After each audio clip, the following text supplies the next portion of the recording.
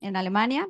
Ha participado en 3 programas de entrenamiento de alto nivel con el apoyo del gobierno federal alemán en áreas de sistemas integrados de gestión, liderazgo y educación para el desarrollo sostenible y la gestión de gobernanza global en el Deutsche Institut für Entwicklungspolitik.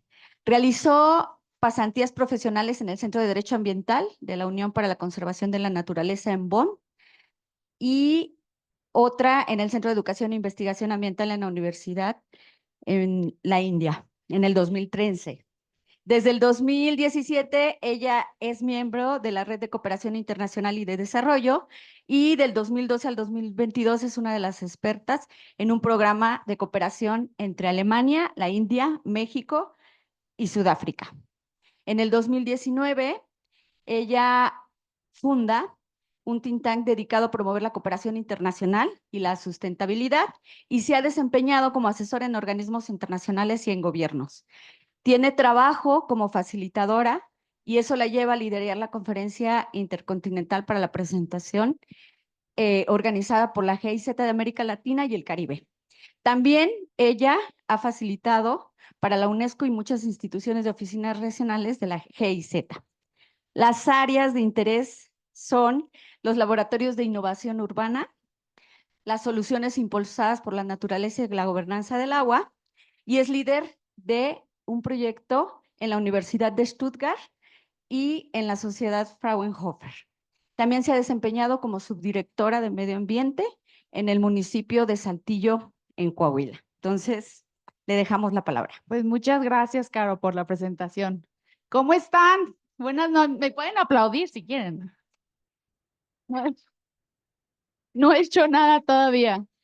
Pero bueno, espero no quitarles mucho tiempo. La verdad, este momento cierra un poco el evento que tenemos aquí el día de hoy, aunque todavía voy a platicar tantito con mi colega Libertad.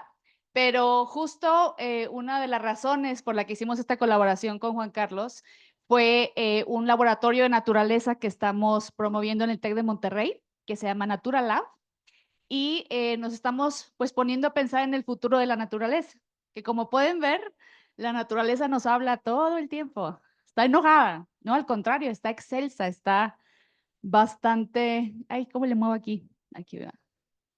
Está feliz.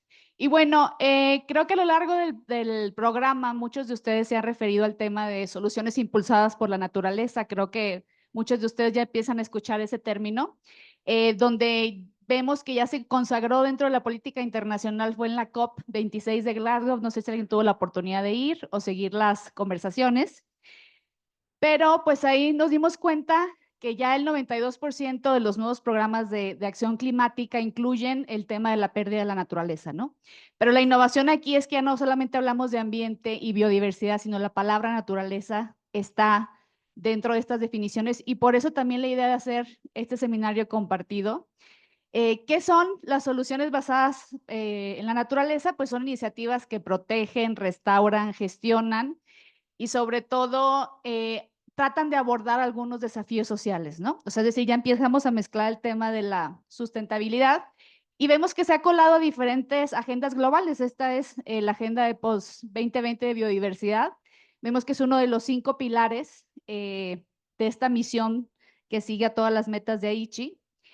Pero empezamos también a ver una ruptura entre el discurso internacional respecto a naturaleza o ambiente, ¿no? ¿Saben cuál es la diferencia entre ambos? A ver, los filósofos, filólogos, no la lean. ¿Cuál creen que sea? Tuvimos 2 días aquí hablando de la naturaleza. ¿Cuál creen que es la diferencia entre una y otra? Las interacciones, ¿no? O sea, que una está más centrada en cómo interactuamos con este ser llamado naturaleza y la otra realmente es todo lo que existe por sí mismo de forma natural, que viene al cosmos independientemente del ser humano, ¿no? Sin embargo, vemos que en la mayoría de las legislaciones todavía hablamos de medio ambiente. Y una de las razones por la que tocamos este tema es porque nosotros como científicos, pues queremos luchar un poquito con todos estos retos ambientales, ¿no? Proveer soluciones, pero a veces no nos damos cuenta que cuando estamos sentados con otros científicos y decimos la palabra naturaleza, no necesariamente estamos hablando de lo mismo. O muchos estamos hablando, como vieron desde el discurso de Alexander von Humboldt, ¿no? De esta idea positivista, de la que de hecho mi presentación y la de Sebastián son muy parecidas, yo creo que nos andábamos telepateando, pero estos arquetipos de los que hablabas en la mañana, Sebastián, ¿no? De este extranjero que viene, conoce, nos enseña, nos dice cómo funciona nuestro medio ambiente, luego se lleva estos especímenes que son raros, que hay que estudiarlos, diseccionarlos, y pues en cierta forma así es como hemos estado haciendo ciencia cuando se trata de la naturaleza, ¿no? Pero incluso Humboldt hacía mucho énfasis en lo dinámico que era la naturaleza, en las interconexiones. Pero nosotros llevamos una idea, pues, de meter a los animales en un zoológico, diseccionarlos, ¿no? Y así es como hemos experimentado la naturaleza. Nosotros en el Centro del Agua, pues tenemos unos laboratorios enormes, yo diría que de los más sofisticados de América Latina, y para nosotros es muy importante en este laboratorio de naturaleza dar un paso atrás antes de creernos científicos de la naturaleza, porque tenemos que trabajar un poquito con las cosmologías de los científicos que están trabajando en estos temas, ¿no? Eso significa, no sé si conocen este libro, Consilience, que habla sobre la unidad del conocimiento. Este libro de Edward Wilson explora la idea de que todas las ramas del conocimiento están interconectadas y que de hecho pueden unirse para resolver problemas complejos. Y a veces nosotros entre disciplinas pues hacemos unas de menos, ¿no?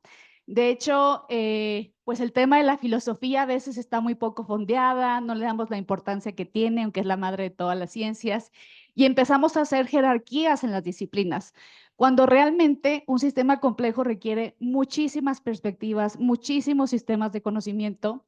Y en este libro nos dice que el conocimiento humanístico también es importante para abordar los desafíos ambientales, ¿no?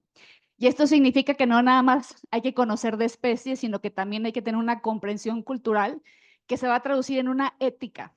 Y la palabra ética como científicos luego nos da miedo meterla a la ciencia, ¿no? Porque es como, no, soy un ser objetivo que está diseccionando moléculas, partículas, células, no puedo tener una perspectiva ética, pero es muy importante porque esa perspectiva ética se cristaliza en cosmovisiones, como todos nuestros colegas nos han compartido, y esas cosmovisiones a veces tenemos ese punto ciego, no vemos la propia, ¿no? Y bueno, pues estas cosmovisiones al final son suposiciones o a veces ideologías de un grupo sociocultural que determinan cómo percibimos el mundo, ¿no? Incluida la naturaleza. Por ejemplo, esta me dio mucha risa que esta fuera la imagen que se me cayera en la mañana de las manos, porque esta es una, por ejemplo, percepción. Yo les platicaba, cuando viví en la India, a mí me daba, pues no sé, como para mí fue sorprendente ver que los elefantes, los leones, las víboras eran dioses, ¿no? Estaban a la par del ser humano. No significa que en la realidad, en la conservación, pase lo mismo, pero imagínense la percepción de un ser humano cuando piensa que un animal es divino, ¿no? Y de hecho, la mayoría de las diosas, las Mahavidyas, también son mujeres, ¿no? De hecho, les dicen las diosas como, son como las diosas en el norte, decimos como culeras, o sea, las que, ¿no? Las mala onda, las que le rezas cuando quieres que le vaya mal al exnovio, ¿no? O sea, como incluso a lo mejor todos asociamos a las mujeres, malas con los felinos o...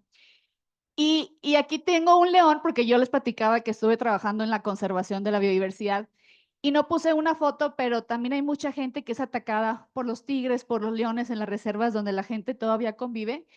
Y pues en la India me di cuenta que también a veces mi propia idea de ambientalismo y de la naturaleza es muy romántica, ¿no? Y que la naturaleza realmente no tiene una agenda humana, la naturaleza es lo que es y a veces también hay que saber convivir con esos peligros, ¿no? Pero al final, esta es una cosmovisión. Entonces, lo que hemos compartido un poco con Mansur en estos intercambios es que se puede decir que la naturaleza tiene una historia, pero que tiene tantas historias como hay culturas, ¿no? Y cuando hablamos de la cooperación internacional, para nosotros es importante hacer un esfuerzo de entender, sobre todo en la diplomacia científica, que puede ser que una misma disciplina sea muy diferente en la India, que en México, que en Alemania, y que a veces nos enriquecemos de ver a través de los ojos de otras culturas qué es la naturaleza. Y creo que el día de ayer, sobre todo, pues, nos regalaron una visión muy hermosa de la cultura alemana, por ejemplo, ¿no? Y este libro, creo que esta fue la primera plática que tuve con Juan Carlos, de un autor que él me enseñó que se llama Watsuji. Watsuji es un filósofo japonés que fue de los primeros, ¿cómo se dice? Scholars, académicos, que van a Alemania con Heidegger, que en ese entonces pues estaba un poco en el tema de la fenomenología y la filosofía occidental. Y Watsuji viene de la filosofía oriental, de la metafísica budística o budista, donde están todos estos elementos del tierra, el fuego, la tierra, el fuego, el viento, el agua, ¿no? Y entonces hay una relación de las culturas orientales bien diferentes con los elementos de la que tenemos en Occidente. Y Fudo Watsuji decía, que es una de sus contribuciones a la filosofía, es una palabra japonesa que nos dice que cada región determinada tiene un entorno natural peculiar. Por ejemplo, yo soy norteña, semidesértica, brava, pero también están los de Veracruz, que son de playa, que son más tranquilos. Y este Fudo, pues por un lado hablaba de las particularidades de la región, su suelo, su clima, su topografía, pero también estaba implícito que se adhiere, influye la cultura de las personas que viven en él, ¿no? Entonces, no sé cómo sea el fútbol de Colombia, ¿es diferente del de México? ¿La gente es diferente? Pura gente feliz en Colombia, gente bonita y feliz. Y entonces cuando uno trata de traducir esto, que esa es la parte bien bonita de la ciencia y la naturaleza, cuando uno trata de traducir los conceptos no es tan fácil, porque fútbol realmente no se puede traducir como naturaleza. Hay quien lo traduce como clima, hay quien lo traduce como clima y cultura, y hay quien lo traduce como entorno geocultural. Entonces, quiere decir que una parte de la cultura japonesa no puede quitarle elementos culturales a esa concepción de la naturaleza. Y para mí fue muy importante empezarme a dar cuenta de estas cosas, porque pues yo sí, siempre he sido ambientalista, como ven, tengo una carrera muy larga, internacional, pero de repente ver la mirada del filósofo, pues te empieza a regalar algunos artefactos que te ayudan en tu práctica de muchas formas, ¿no? Mansur tiene un artículo que se los compartí sobre, ¿cómo se llama tu artículo? Que me quiero tatuar. Siempre se me olvida el nombre. En la ciudad, ¿no? Bueno, y entonces cuando yo lo leí por primera vez, está largo cuando yo lo leí por primera vez, leí este concepto de Shinrin-yoku, que yo no lo conocía, que significa pues esta visita al bosque para relajarse o para mejorar la salud de uno. Entonces realmente es un concepto en cierta forma filosófico, pero hay científicos japoneses que se han dado cuenta que es real, que tiene una base científica, ¿no? Y uno en particular, ¿cómo se llama? Ahí está, ¿qué hubo? Y entonces, y entonces este concepto, nosotros en el laboratorio del agua empezamos a platicar de eso y decíamos, qué padre, ¿cómo podríamos hacer nosotros algo? Porque nosotros en el TEC llevamos gente, sobre todo jóvenes, a las áreas naturales protegidas y a veces es muy difícil defender el sacar a los alumnos del aula. Pero la verdad es que ya la mayoría de los alumnos van nada más, sobre todo en el norte, de la carne asada en la montaña. O sea, no los llama el espiritismo ni el Vision Quest, o sea, quieren carne asada. Y cuando empezamos a leer nos dimos cuenta que pues tiene muchísimos beneficios, todo basado en ciencia, reduce la presión arterial, alivia sentimientos negativos como la depresión, baja las hormonas del cortisol, baja las hormonas del estrés, mejora la función inmunológica, mejora la función, pues la salud mental, ¿no? Y ahorita hay muchas iniciativas, incluyendo en Chipinque, hay una de una colega que está certificando Chipinque como un bosque para justo hacer este forest bathing, ¿no? Que es esta ducha de bosque. Entonces, cuando ya buscamos la práctica, nos damos cuenta que sí es posible, o sea, sí es posible unir a las disciplinas y para poder conformar este laboratorio de naturaleza, nosotros tuvimos que estudiar mucho qué significan estas frases, porque realmente las soluciones basadas en la naturaleza es un concepto europeo, ¿no? Que más o menos empezó en 2002, pero en cierta forma es una respuesta a la falta de espacio natural en un continente como Europa, que pues realmente casi el 80% de la población vive en ciudades, y entonces cualquier espacio verde es importante, ¿no? Pero eso no significa que sea tan fácil hacer lo mismo aquí, porque nosotros lo que nos sobra es espacio. Yo vengo de Coahuila, el tercer estado más grande de México, y nada más vivimos 3 millones de personas. O sea, para nosotros el espacio es lo que sobra, ¿no? Entonces, empezar a ver cómo funciona la naturaleza, por lo cual, pues decidimos darle justo este enfoque multiescala, aunque seguimos algunas metodologías de Living Labs. En el caso de los laboratorios basados que impulsan la naturaleza, sí es muy importante la ubicación geográfica, porque el FUDO cambia, ¿no? Como dice Watsuji, el FUDO cambia muchísimo, y entonces las escalas de impacto, pues hay que analizarlas mejor. También se requiere crear mucha innovación socioecológica, y eso requiere mucha colaboración. Entonces, parte de nuestro trabajo va a ser aprender con los científicos que tenemos en el TEC a colaborar mejor, ¿no? De hecho, este seminario es el fruto de una colaboración. Y esto es lo que habla un poco Otto Scharmer, que nos decía Sebastián en la mañana de la teoría U. Uno tiene que irse del egocentrismo al ecocentrismo, ¿no? Dejar el ego, que es muy difícil en la lucha ambiental, y aprender a co-crear futuros sostenibles. No nada más mi visión o la visión de alguien más, sino qué surge entre todos y todas. Entonces aquí lo que pueden ver es que realmente la naturaleza no es una cosa, no es un objeto con fronteras claras, realmente hay que entenderla a través de su interconexión, ¿sí? O sea, es algo que surge y se genera una interdependencia, y nosotros queremos seguirla viendo como una cosa. Queremos ponerle fronteras. Este concepto de soluciones basadas en la naturaleza está siendo un poco criticado porque al final es una utopía, ¿no? Que tenemos que ver exactamente qué estamos definiendo esa utopía, porque lo que hemos visto es que cuando tenemos estas iniciativas, lo que resulta realmente nada más es un catálogo de ecotecnias. Y no sé si se acuerdan de la presentación del doctor Aldo ayer, esas ecotecnias es la base más baja, la de menor impacto en la escala de la complejidad, ¿no? Entonces, si nada más tenemos techos verdes, pero no cambiamos o replanteamos nuestra relación con la naturaleza, es muy difícil tener la clase de impacto que requiere las policrisis de la pérdida de biodiversidad, cambio climático, la crisis alimentaria. O sea, no nos da a hacer ecotecnias nada más, ¿no? Entonces, muchos académicos dicen que hay que descolonizarlo un poco, o sea, empezar a ver qué otras cosmovisiones de la naturaleza son igual de sustentables, aunque no hayan nacido en la agenda de desarrollo y la sustentabilidad, ¿no? A veces pensamos que la sustentabilidad nació en los años 70, 90, pero hay muchos conceptos en las culturas ancestrales que nos sirven para eso, ¿sí? También hay que contextualizarla. Como les decía, un país como México, como Sudáfrica, como India, que son, en el caso de México, megadiverso, multicultural, resultado de procesos de colonización, con espacios territoriales inmensos, pues va a ser muy diferente de cómo aplicamos eso en contextos de ciudades europeas, ¿no? También el tema de la justicia es muy importante. En México, pues uno de los países, bueno, toda América Latina es donde más ambientalistas asesinan.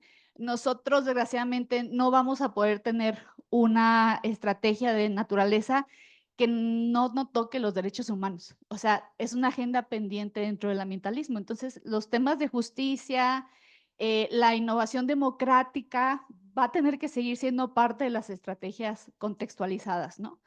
Y la innovación democrática, porque a veces hacemos ejercicios muy bonitos de creación de futuros, pero a veces podemos futurizar el futuro de un sector y desfuturizar el futuro de otros. O sea, no porque usemos estas metodologías significa que los hacen democráticos automáticamente. Y pues, como dijo Víctor Toledo, hay que incluir el diálogo de saberes, ¿no? Entonces, al final la naturaleza no es una cosa, sino es como una propiedad emergente, es un fenómeno entretejido, ¿no? Y esos hilos varían mucho de un contexto a otro. Eso sí lo son las cosmovisiones de la región, las ecologías, los actores que sí participan o no, los climas. Eso se acerca un poquito más a lo que queremos decir de naturaleza. Y cuando la vemos desde la complejidad, que es mi campo de especialización, la naturaleza es un entramado de muchas cosas, el resultado de muchas cosas, ¿no? Entonces hay que preguntarnos qué estamos incluyendo y qué estamos dejando fuera. Porque queremos tratarla como un pastel, queremos decir, ah, voy a cortar esta hojita y la voy a diseccionar y voy a estudiar todo lo que hace esta hojita, sin entender, por ejemplo, en el caso de los hongos, uno de mi colega Abraham, que está trabajando conmigo en esto, decía, yo quise crear estos fungis, estos hongos de los árboles en un laboratorio, pero resulta que en un laboratorio los hongos no crean un sistema inmunológico fuerte, porque la inmunología es el resultado de todas las interacciones que hay en un bosque de verdad. Entonces, nunca va a ser igual. Por eso, si ustedes van a caminar en un jardín, nunca va a tener el efecto, en una ciudad, nunca va a tener el efecto de la complejidad de un bosque, ¿sí?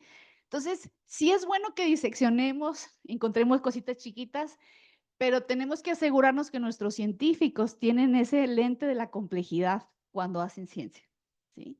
Que no es un pastel y con la rebanada tienen, que siempre será un pastel y que nuestro punto ciego justo es saber que hay muchas cosas que ignoramos porque es imposible mapear un sistema complejo, porque todos tenemos un punto ciego, puede ser cultural, familiar, personal. Entonces, y esto no dije yo, el camino del jaguar es una invitación que hizo un premio Nobel, Gell-Mann, sí, sí, es premio Nobel de Física, que él pone sobre la mesa el tema de los sistemas complejos adaptativos, ¿sí? Y entonces Gell-Mann, para explicar lo que eran, decía, haz de cuenta que el jaguar es, al menos para mí, una metáfora de los esquivos sistemas complejos adaptativos, que continúan eludiendo una visión analítica clara. O sea, no es tan fácil decir, esta es la unidad de análisis. Aunque su olor acre puede sentirse en la espesura. O sea, hay una parte en la ciencia donde estamos ciegos, ¿no? Creo que el tema de la ceguera ha emergido sin querer a lo largo del seminario, y esto significa porque nunca sabemos completamente. No le es posible al ser humano, a veces ni a las máquinas, porque las máquinas pues las hacemos nosotros. Pero tenemos que desarrollar esta capacidad intuitiva de la que habla Otto Scharmer, de empezar a ver dónde está el sistema, ¿no? Empezar a ver dónde está el campo. Porque si no, pues hacemos estos catálogos de retención, humedad, suelo, humedad natural, reforestación. Pero ahí hay cero complejidad. Y por ejemplo, esta es una natural protegida ahí en Saltillo que se llama Sierra de Zapalinamé. Esto es lo que pasa cuando no entendemos la complejidad. Agarramos una regla y decimos, aquí cerramos, allá se queda la naturaleza y aquí se queda la vida humana, como si no respiráramos ese aire. Y es muy curioso, pero tú entras a esta sierra y hay muchísimo apoyo, muchísima ayuda, ¿no? Es realmente un gran caso de éxito, pero las colonias fuera son de las más pobres. Y de hecho, Saltillo es una de las ciudades con más suicidios en el país. Y en esa colonia vive la gente, vive la cantidad de personas que es la parte de la ciudad con más suicidios en Saltillo. ¿Por qué? O sea, ¿por qué la naturaleza no le estamos dejando prestar sus servicios terapéuticos, por ejemplo? O sea, algo estamos haciendo mal. Entonces, yo a veces les pregunto sobre los osos, ¿no? Yo vivo ahorita cerca de Chipinque y hay muchos osos, bajan todo el tiempo. Y a veces yo me pregunto si cuando un oso sale del bosque que le hemos puesto esa pared, ese bosque se extiende, o si el oso se sale ya es urbano, lleva consigo el bosque, ¿cómo sabemos dónde acaba, dónde protegemos? ¿Quién decide dónde está esa frontera, los seres humanos o la naturaleza? Y si la naturaleza no puede hablar, pues ¿quién le da esa voz a la naturaleza? De lo que hablaba Sebastián en la mañana, y es el trabajo un poco que hemos hecho. Y esta es toda una nueva corriente académica de los non-human stakeholders, partes interesadas no humanas, ¿verdad? Y lo que nos hemos dado cuenta que cuando le damos una voz a un elemento, en mi caso el agua, sí la gente accede a otra capa de información que no necesariamente lo hace solamente con datos técnicos. ¿Sí? Entonces, quiere decir que sí hay intuiciones que podemos recoger Este es un ejercicio que hicimos con la Comisión Nacional de Áreas Naturales Protegidas, con la que hemos trabajado desde hace varios años, donde los hemos invitado a pensar, si tuviéramos un parlamento del bosque, ¿qué diría la piedra? ¿Qué diría el árbol? Y le hemos dado voz al agua, ¿no? Y para ellos ha sido como un evento súper simpático, pero también nos hemos dado cuenta, por ejemplo, que en el bosque más importante que los árboles, que usualmente nosotros cuando pensamos en naturaleza decimos el árbol y el animal, es el agua. Y el agua es una propiedad emergente. Si no hay ciertas condiciones, no hay agua. Y si no hay agua, no hay árboles, ni animales, ni nada. Entonces yo creo que reconocen al caballero en esa foto. Es Aldo, mi jefe, el doctor Aldo. Y el año pasado me tocó presentar parte de este trabajo en el MIT con el profesor Otto Scharmer en una presentación. Y se me ocurrió decir que nos habíamos dado cuenta que el agua es nuestra CEO. O sea, el agua es la jefa del centro del agua. Y por eso Aldo decía, seamos un psicólogo del agua, porque no es a fuerzas como vamos a convivir con ella, ¿no? Y en el centro decimos que mi jefe es el psicólogo del agua y que el agua es la jefa. Esto ya lo explicó Sebastián en la mañana. Para nosotros es muy importante, antes de hacer este gran laboratorio e imitar, realmente entrenarnos en estas capas más sutiles con la ayuda de la filosofía, de la meditación, de las prácticas trascendentales, para asegurarnos que no vemos con ojos cerrados, sino que vemos con ojos de posibilidad, pero también con ojos de inclusión que incluye al mundo natural, ¿no? Y alguien dice que una de las razones por la cual vivimos esta crisis planetaria, y le llama, Soga y Gastón le llaman la extinción de la experiencia. El problema es que yo tenía un arroyo al lado de mi casa, o sea, me la pasaba en el arroyo jugando y había pececitos y posiblemente maté muchos insectos, queriéndolo salvar en mi concepción de niña de, ay, un pescadito vive solo ahí, lo voy a llevar a mi casa. Y eso justo es la pérdida de las interacciones humano-naturaleza. Además, yo nací cuando Rainbow Bright estaba en la televisión y salvaba a todo el mundo. Y sabemos, este libro, no sé si lo conocen, El último niño en el bosque. El niño promedio pasa solo 4 horas a la semana fuera de su casa, o sea, en un contexto verde, y eso es menos de la mitad de lo que sus padres solían hacer cuando eran pequeños, ¿no? Y estas son generaciones actuales, imagínense otras generaciones. A esto le llamamos déficit de naturaleza y es muy estudiado dentro de la educación para la sustentabilidad. A la hora de escoger el nombre tuvimos que regresar a los clásicos porque natura pues proviene del latín. Por eso dije, Sebastián y yo hicimos la misma presentación en 2 cuartos diferentes. La palabra viene del latín que significa nacer, ¿no? Y usualmente se refería a ese estado innato de los seres que los filósofos saben explicar muy bonito. Y con el tiempo pues se amplió para abarcar todo lo relacionado con el mundo físico y los fenómenos naturales, ¿no? Entonces, nosotros decidimos que no podríamos negar que la ciencia que hacemos, pues viene mucho de los romanos, de los griegos, y decidimos tomar este concepto a sabiendas de que queremos ampliar la mirada a otras cosmovisiones, ¿no? Y la razón por la que le llamamos futuros impulsados por la naturaleza es que, ay, ya me lo mandé. Bueno, es que hay una corriente holandesa que dice que cuando hablamos de soluciones basadas en la naturaleza, seguimos pensando en cómo controlar la naturaleza. Y lo que tenemos que aprender es hacer intervenciones que sean driven by nature, ¿no? Donde también aprendamos de ese ser que queremos proteger. Entonces, ahí también hay como un cambio civilizatorio. Yo no digo que regresemos a los griegos de adorar. Bueno, pueden hacerlo, ¿no? Pero mire, salieron y cayó el agua, ¿no? Entonces son esas coincidencias mágicas cuando realmente buscamos una relación con ella. Y para nosotros, aunque estamos en la Escuela de Ingeniería y Ciencias, es muy importante que haya otros campos como la arquitectura, como la filosofía, como la pedagogía. Aunque tengamos los laboratorios del agua más sofisticados de América Latina, tiene que haber filosofía en esos laboratorios. Estas etapas, y les voy a comentar de manera muy plástica, para nosotros son así.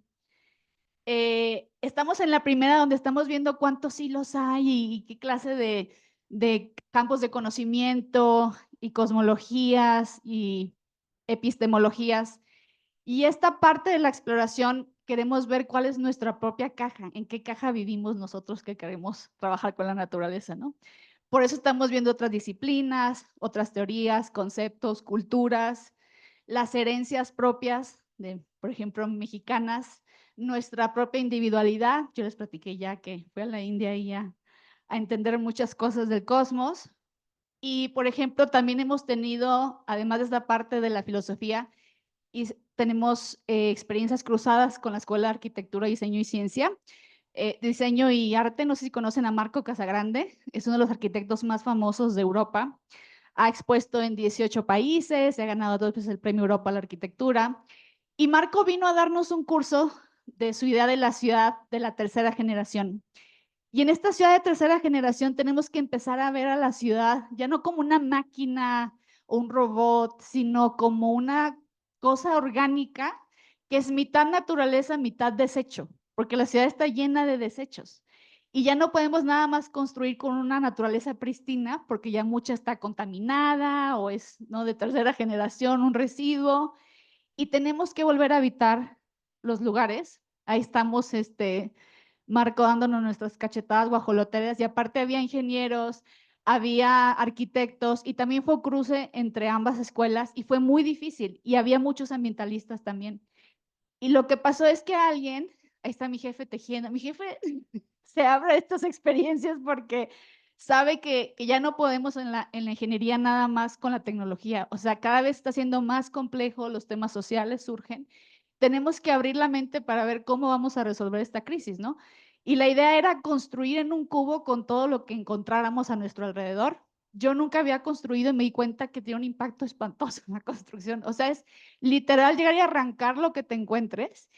Y entre eso agarraron un árbol que ya estaba medio muerto, pero para mí personalmente acabé llorando. Hay gente que ya no regresó al curso, se sintió muy ofendida de que nosotros, o sea, permitiéramos que alguien tumbara un árbol, aunque iban a tumbarlo porque iba a haber una construcción. Y había ingenieros y urbanistas que decían, pues qué exagerados, ¿no? Pero entonces ahí te das cuenta que decir vamos a co-construir y a unir disciplinas requiere de otras habilidades como la facilitación, como la gestión de conflictos. Entonces, no nada más es un tema técnico. Al final, les pedimos a todos, yo incluida, que regresáramos a decir lo que pensábamos, porque si no regresábamos se iba a perder el conocimiento. Y fue muy sanador, y también nos dimos cuenta que como ambientalistas a veces estamos muy acostumbrados a no hablar, porque pues es que nadie nos va a oír, pero tenemos que hablar, tenemos que seguir levantando la voz. Ahí está Marco y Rob Rogema de la Facultad de Arquitectura. Él está trabajando justo esta idea de urbanismo impulsado por la naturaleza. Y esta corriente, aquí está, esta corriente de Nature-Based Thinking, no Solutions, lo que nos dice es que la clase de crisis que tenemos no se va a resolver nada más con pequeñas intervenciones. O sea, se requiere una transformación cultural, donde la naturaleza no sea para las personas, sino tenemos que trabajar con las personas. Y esto viene mucho porque los holandeses viven en el miedo constante de que se van a inundar, ¿no? Entonces dicen, bueno, en algún momento hay que ceder y ver si hay otra opción. Y de hecho acaban de sacar el primer programa de planeación espacial basado en la naturaleza a 100 años, donde dicen, tenemos que renaturalizar el 45% del territorio, porque si no nos vamos a inundar, ¿no? Pero esto no nada más requiere de la ingeniería y la arquitectura y el management, requiere de un cambio cultural. Sociólogos, filósofos, requieren nuevos paradigmas de gobernanza, politólogos. Y luego llegó el filósofo, Arteaga Coahuila, y se complicó. Y le dije a mi jefe, yo lo quiero de Navidad, jefe. Y entonces cuando Mansur llegó a este fue un entrenamiento que hicimos para educadores ambientales. Nosotros teníamos una pregunta que empezamos a discutirla con él, con una pregunta que teníamos con la CONAM, porque la CONAM, quiero decirles que la CONAM ha sido desfondeada en un 75%. Yo no sé cómo hay áreas naturales protegidas en este país sin recursos. o sea, es una fantasía un poco el tema de las ANPs en México. Es de papel y no por ellos. O sea, hay gente, la verdad, nosotros tenemos casi 200,000 hectáreas de bosque en Arteaga, en Coahuila, y hay 3 personas que las cuidan. 3 personas. Ese es lo que tenemos. Entonces, tenemos el segundo polo de crecimiento económico más grande de México, Nuevo León y Coahuila.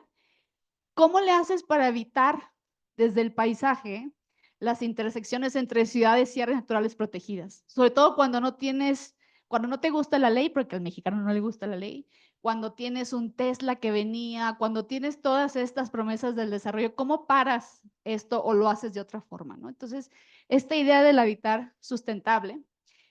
Y nuestra idea es que este laboratorio sea muy plástico, ¿no? Y creo que es lo que hemos estado trabajando, que sea real, que haya experiencias reales, que haya otras disciplinas y que esta plasticidad que desarrollen los ingenieros, los sociólogos, o sea, que no digan, no, es que tú estás mal, porque, sino que seamos tan plásticos que podamos absorber al otro y entonces ya ahí llegar a esa frontera con la naturaleza, a ver cómo nos va, a ver si hemos logrado un cambio de paradigma que genere otros resultados.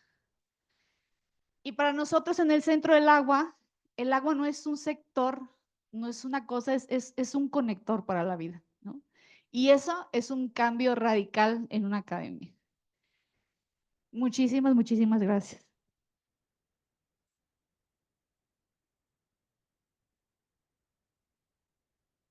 Pues abrimos espacio a la reflexión y al diálogo. Si alguien quiere comentar algo, yo tengo algo que comentar. Quisiera,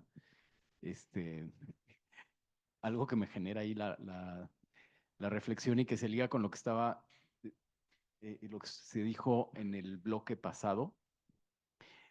Ahora que mencionas que son 4 horas, supongo que es 4 horas a la semana del tiempo que tiene un niño para salir al exterior. Pero, a la calle. Bueno, pues todavía, pero a la semana era, sí, a la semana. Bueno, es que me quedé pensando en eso, en la referencia de lo que son los valores, ¿no? En un tema axiológico de valores y es más dramático si es nada más salir fuera de la puerta y no tener un contacto con la naturaleza, no acercarse a ella, no reconocerla, no valorarla. En la plática que nos decían ayer, claro, ven una araña o ven algo allí, ¿no? Alguna cosa viva ya genera impacto, ¿no? Negativo normalmente. Entonces, no se puede cuidar lo que no se conoce. Si se le tiene miedo, si no se le aproxima, si no sabe ni siquiera cómo funciona ni por qué forma parte de un sistema en el que estamos nosotros relacionados, si se le sigue viendo, y recojo muchas de las ideas de lo que han expuesto y dicho en este día y el de ayer, ¿no? Si se le sigue viendo como algo de un objeto alejado de mí, pues luego, si se empieza a ver que el valor más importante es el valor del costo, de lo que vas a ganar, un tema que se dijo en el pasado se mencionó, pero ya no lo comentamos, pero el cómo incrementa un valor de un terreno según el paisaje, ¿no?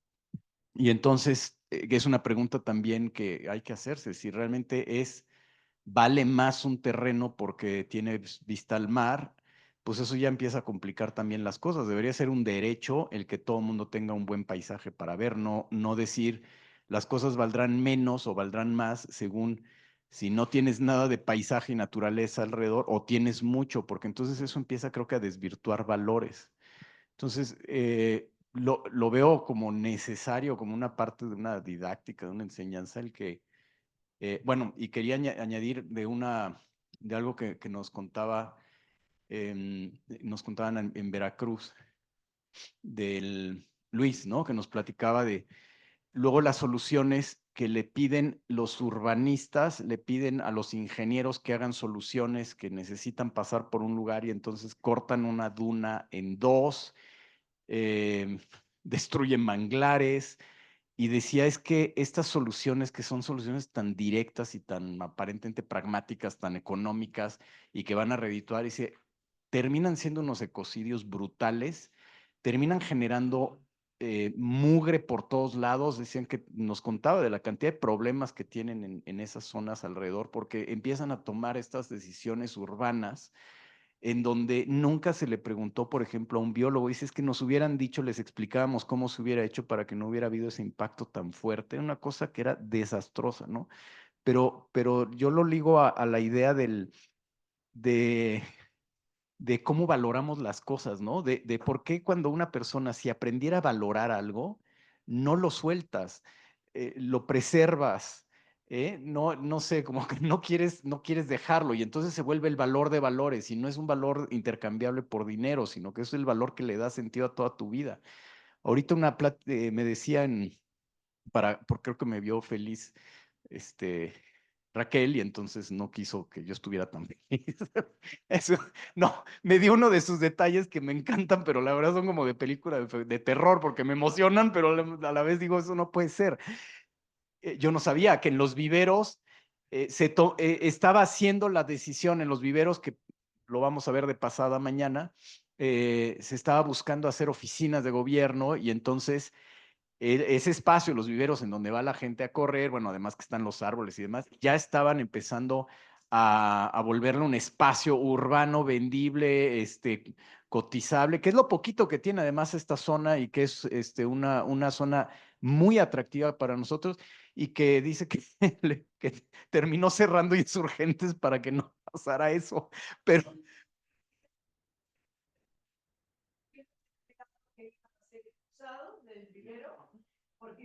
pero además hay un detalle, ya hoy en día hay como 10 edificios de medicina. ya hay, cuando es un área que fue obsequiada y el donador exigió que fuera vivero. claro.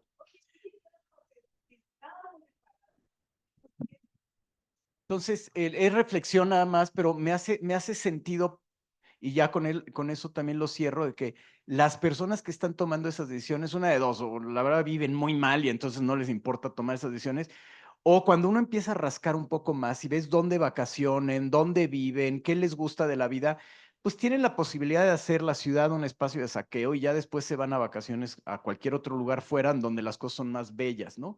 Y entonces ellos, bueno, se empieza a sentir la idea de que esas cosas las puedes pagar. Entonces, como si el paisaje fuera una cosa digna de los que tienen como dinero para pagar. Entonces, digo, nada más pienso en este tema de educación, valores y lo que valoras y cómo no debería uno soltar lo que uno valora y pelearlo con la vida y decir, oye, eso no lo muevas.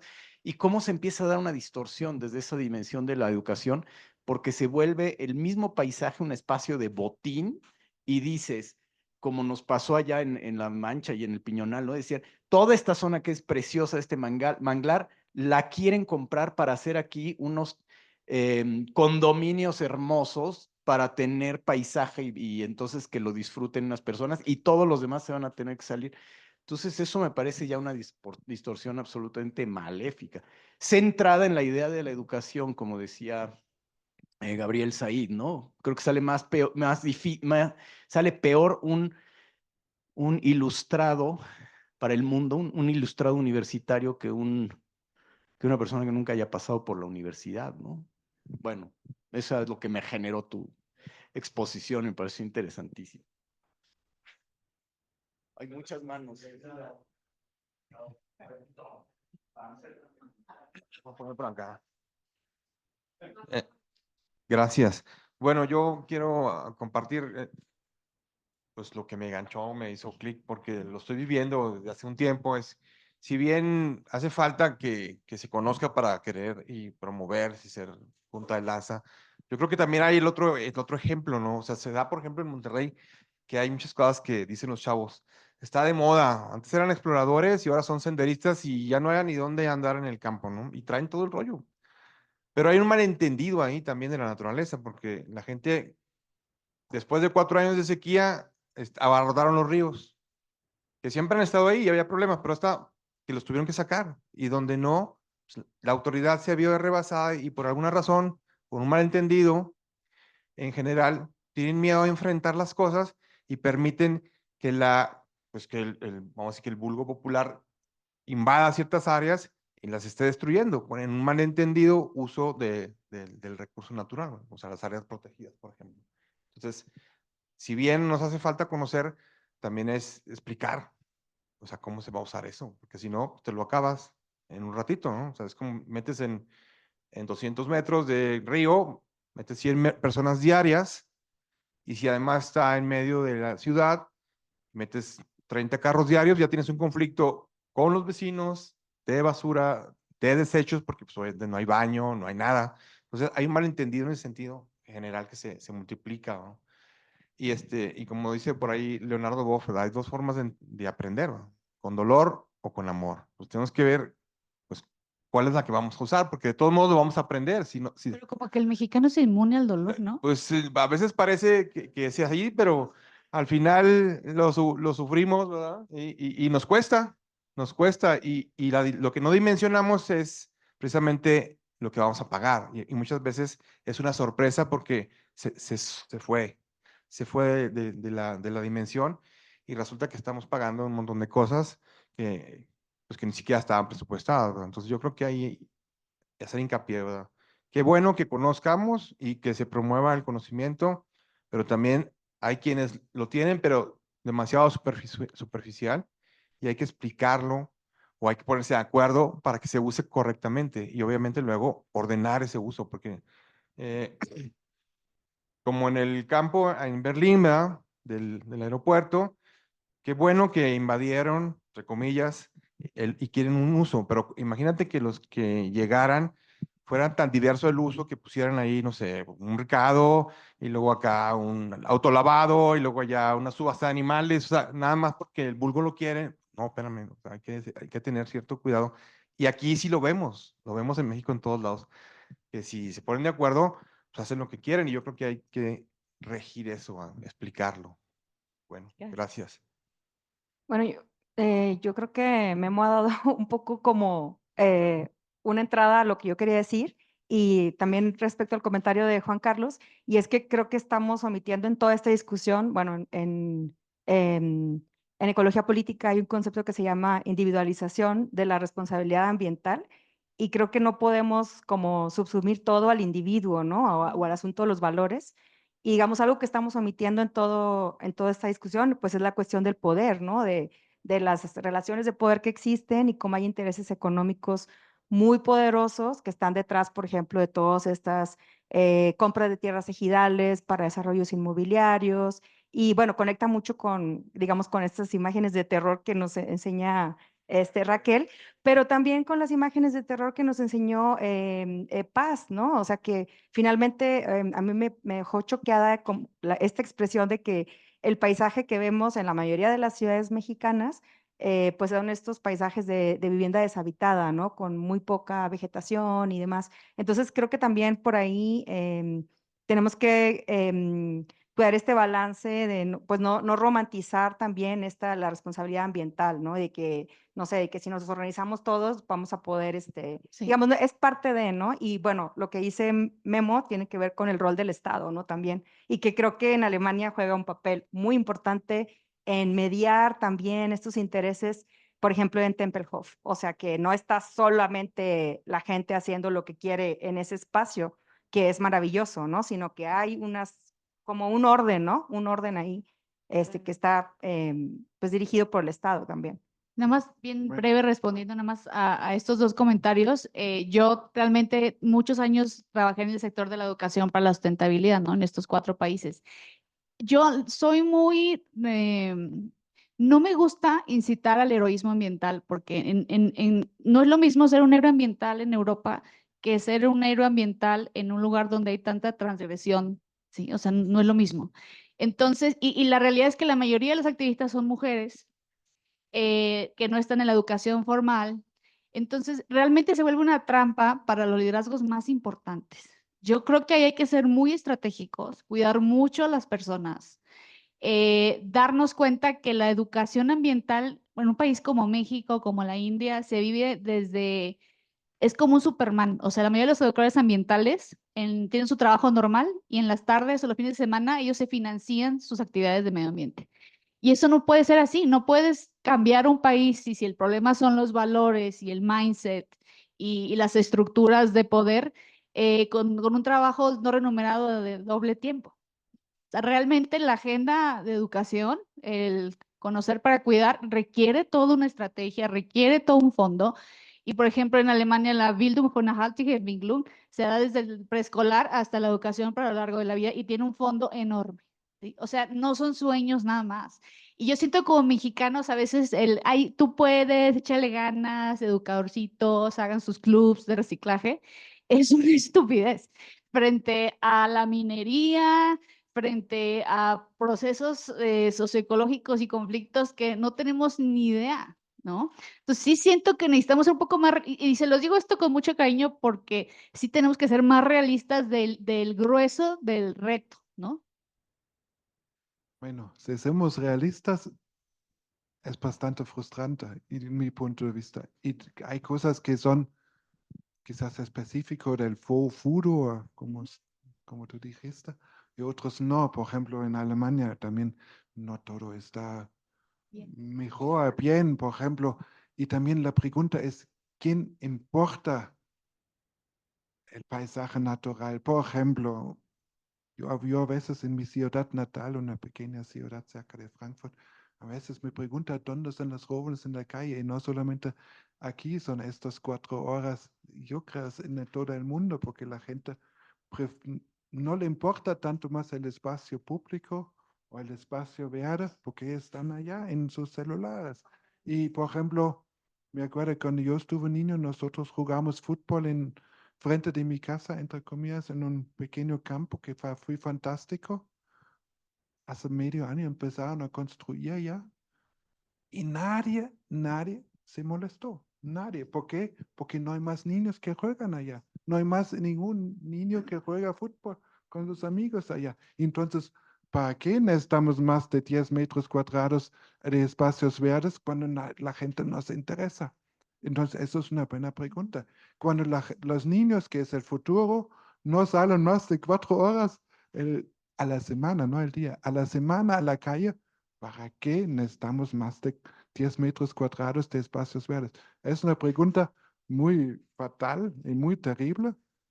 Claro, hay cosas que son terribles, que las inundaciones, etcétera, etcétera, pero creo que deberíamos cambiar el discurso. No tenemos que decir, tenemos que invitar a la gente, tenemos que convencer a la gente, tenemos que crear un amor por el espacio verde, etcétera, etcétera, etcétera. Pero no en el sentido que tenemos que, entonces esto no va a funcionar. Y sí, en alguna manera sería fantástico que logramos que las futuras generaciones salen más que 4 horas a la semana y sí crean un amor, porque si no, no necesitamos más de 10 metros cuadrados verdes cuando la gente no lo usa. Dale, dale. Bueno, gracias, rapidísimo. Bueno, gracias nuevamente por esta charla. Justamente en la mañana que preguntaban qué había faltado, qué, pues, en ese momento pues yo me conecté con la actividad, pero después empecé como a reflexionar y sentí esta sensación de falta de mirada sistémica, ¿no? O sea, precisamente me parece que lo aterrizas muy bien y que está relacionado con esto que comentaba el doctor Mansur, de que estamos desconectados de lo que somos, o sea, es el ambiente o el medio o la naturaleza y nosotros, ¿no? O sea, como si fuéramos ente aparte y como que no hemos terminado de entender que somos parte de, ¿no? O sea, que somos naturaleza, que somos ambiente, que somos medio y que estamos inmersos, ¿no? Y que de repente justo toda esta evolución y este desarrollo nos ha hecho separarnos y separarnos y separarnos cada vez más. Y a pesar de que sí, estoy súper de acuerdo que tenemos problemas estructurales, geopolíticos y dominados por el poder que van a ser muy difícil transitar, me parece que el individuo es un agente muy importante para poder alcanzar esos cambios que se ven titánicos, ¿no? O sea, cuando nosotros empezamos entonces a reconocer el bienestar que nos da la belleza de la naturaleza, pues entonces empezamos a querer cuidarlo un poco más. Cuando empezamos a entender que formamos parte del mismo sistema planetario, pues empezamos por lo menos a ser más conscientes, ¿no? Hace un rato decía el profesor decía algo así como de las futuras generaciones y el futuro. Y yo quisiera decir, pues que no, o sea, realmente es hoy y es en el presente y es a través de nuestros hábitos y es a través de cómo empezamos a repensar este sistema en el que vivimos y cómo sí empezamos a decir, bueno, no soy solo yo, mis decisiones impactan a una comunidad en el otro lado del mundo, o mis decisiones de cuánta agua gasto impactan a la sequía o a la falta de agua de otra comunidad. Y entonces empezar a tener conciencia de este sistema en el que formamos parte y de que cómo todas y cada una de nuestras acciones impactan, ¿no? Y entonces empezar a hacer seminarios sin bolsas de Sabritas o sin Coca-Cola y empezar a tomar acciones desde el hoy y desde el ahorita. Y si a lo mejor yo no tengo una posición de poder que pueda cambiar, que no se construyan 800 torres, pero sí puedo empezar a cambiar la manera en la que me visto, la manera en la que como, la manera en la que consumo, la manera en la que me conduzco por la vida, y que entonces ahí es donde va esa virtuosidad de la que estábamos hablando hace rato y cómo nos empezamos a volver virtuosos del sistema y virtuosos de la conciencia y virtuosos de la naturaleza. Y ya, eso es todo. Comentario, gracias. Ahorita me las como. Yo quisiera hacer pues, regresar a las humanidades y pensar un poco más idealista. O sea, los políticos que tenemos tomando estas decisiones son producto de nuestro sistema educativo. No se fueron a formar a no sé dónde. Son producto de nuestra cultura y, y yo sí tengo confianza en que si hacemos estas acciones educativas con los niños, llevándoles mensajes positivos, porque esa es una de las perspectivas que tiene esta visión de los libros. Sí, estamos en un conflicto ecológico, sí, pero no es para que estén todos, pues sí, pues, sí, sí, porque por eso tenemos suicidios. Me encanta porque cada vez que alguien habla de su estado, es que mi ciudad es la que tiene el mayor número de suicidios. Aguascalientes dice lo mismo. Aguascalientes dice que yo ya en mi espacio, cuando yo estudié, no recuerdo que alguien de mis compañeros o de algo se hubiera suicidado, nunca se oyó eso. Ahora en nuestra escuela, ahí en la universidad ya van 2, o sea, y algo está pasando. Están solos, los niños están solos, los jóvenes están solos y nuestro sistema educativo no les ayuda. No estamos ayudándolos a que salgan adelante con este sistema también de reprobar, de nulificar, no sé, falta este espíritu positivo para que vean el mundo como algo prometedor y que pueden llegar a estas esferas de toma de decisiones, porque toda la vida es una toma de decisiones y que pueden ser en beneficio de todos. No sé, tengo toda Gracias. esa Una espíritu de última esperanza. pregunta, René. ¿Es pregunta o comentario? Pregunta, Es comentario. discurso de media hora. O sea, ya vi que todo el mundo agarra confianza, pues dije yo también. 2 minutos, porque me falta una luego, ponencia. espérate, aquí el doctor Mansur se tardó como 2 horas con el comentario. No, yo lo que quiero decir es que, perdón. Ah, sí, pasa falta el postre. Está bien. Ah, qué Perdón, rico. lo estoy escuchando. Bueno, Doctor, diga. yo lo que siempre veo en estos seminarios es que de aquí sacamos mucho aprendizaje entre nosotros, Sí. pero haciendo un libro o haciendo un texto, o conversando entre nosotros no sale de ahí. No, entonces yo siento que nuestro gran desafío de toda la parte que genere tal vez un tipo de cambio de algún modo es, necesitamos empezar nosotros ahora, decimos sí, pero lamentablemente, ¿quién de nosotros tiene la posición o el poder de decir, oye, me interesa ver cómo apruebo desarrollos que tengan cierto porcentaje de vegetación en sus fachadas, como los ejemplos que mostró el doctor, para que la situación no sea tan trágica y dramática como la que comenta Raquel? O sea, el dinero ya está, la decisión ya está, esos desarrollos se van a hacer sí o sí. ¿Quién de nosotros tiene la posibilidad de decirles, oye, uno de los requisitos para que te apruebe es que me pongas ahora tanta cantidad de vegetación en tu desarrollo? ¿Quién de nosotros tiene la potestad de decir ahora estamos haciendo una mala gestión del agua y aquí hemos aprendido que una de las visiones que se han compartido se debería de empezar a implementar? O sea, el grave problema de la academia es que siempre estamos solucionando las cosas en el espacio donde no se toman las decisiones, creo yo. O sea, ese es el desafío. ¿Cómo hacemos para que los que toman las decisiones se enteren y mínimamente analicen la posibilidad de tomar decisiones diferentes? Ve a las fiestas de las ¿No? embajadas.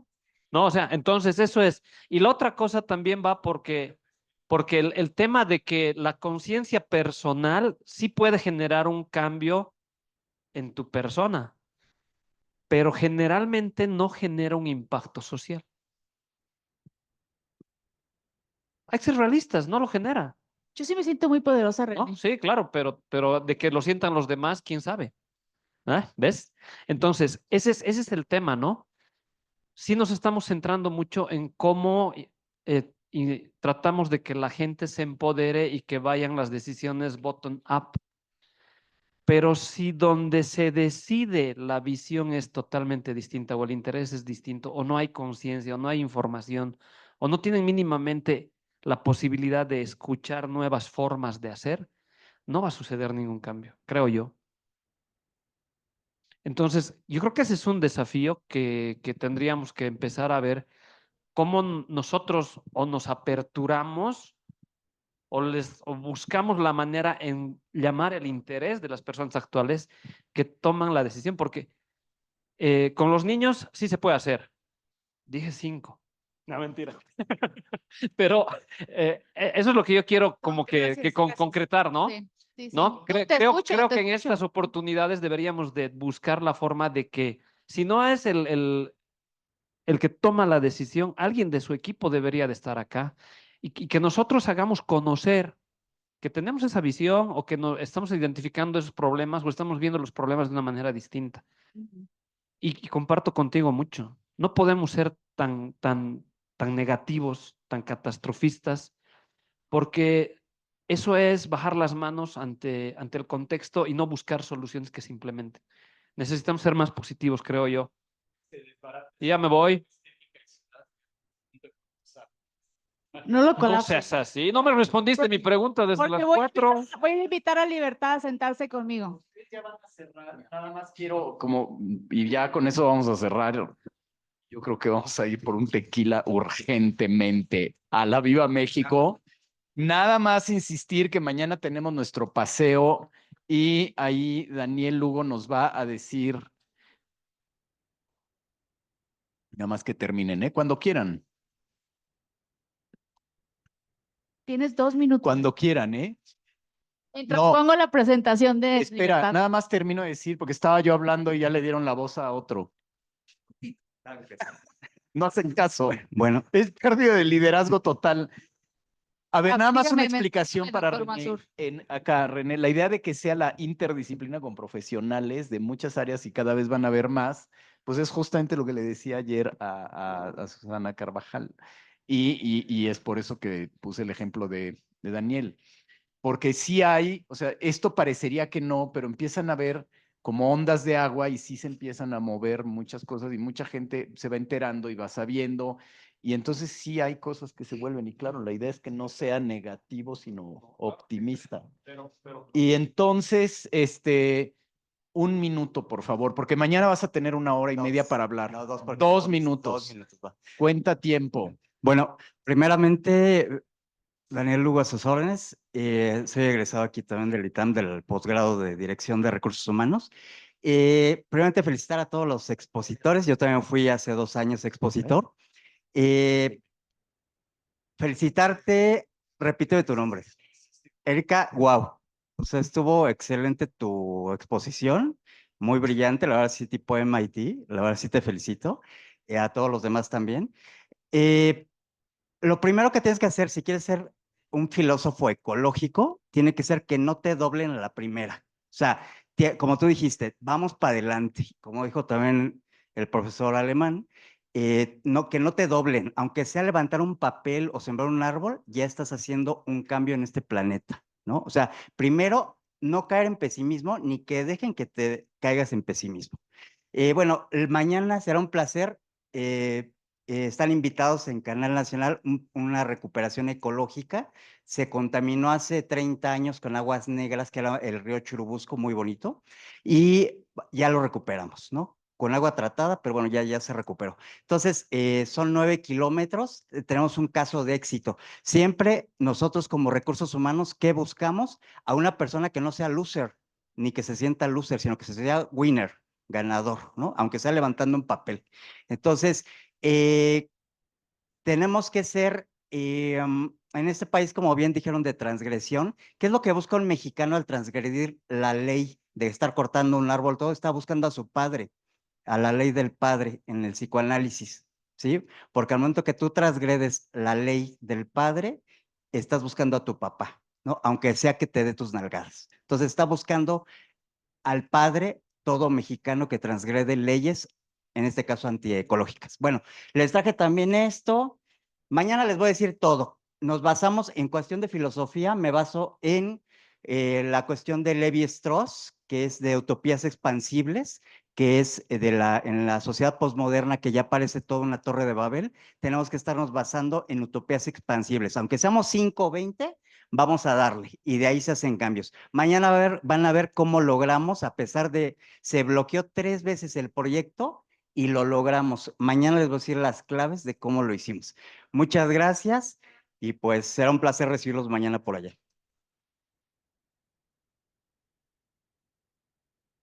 Felicidades. Ahora para cerrar a mi querida colega.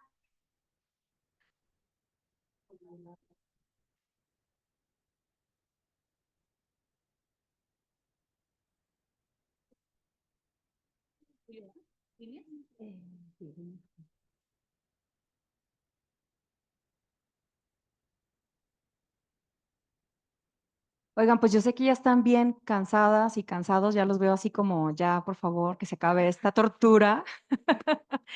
Pero bueno, realmente quiero recuperar el último comentario de Mansur acerca de, digamos, de esta necesidad, digamos, de repensarnos también como académicos, ¿no? Entonces también, bueno, el ejemplo que quiero presentarles es pues un ejemplo de acompañamiento académico. Creo que voy a sacar esto de aquí. Es un ejemplo de acompañamiento académico de un movimiento que se formó recientemente en Monterrey, que se llama Un Río en el Río, y que surgió a partir de surgió a partir de una